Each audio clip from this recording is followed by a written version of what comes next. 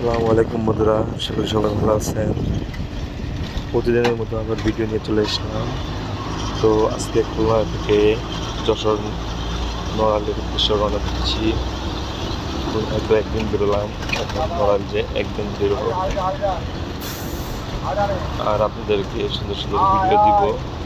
আপনারা ভিডিওগুলো দেখলে অবশ্যই কমেন্ট করবেন, লাইক করবেন, এবং ভিডিওগুলো ভালো লাগলে থাকলে অবশ্যই। তো খুলনা বাস স্ট্যান্ড থেকে, সোনাডাঙ্গা বাস স্ট্যান্ড থেকে রওনা দিলাম যশোর নড়াইল এক্সপ্রেসে।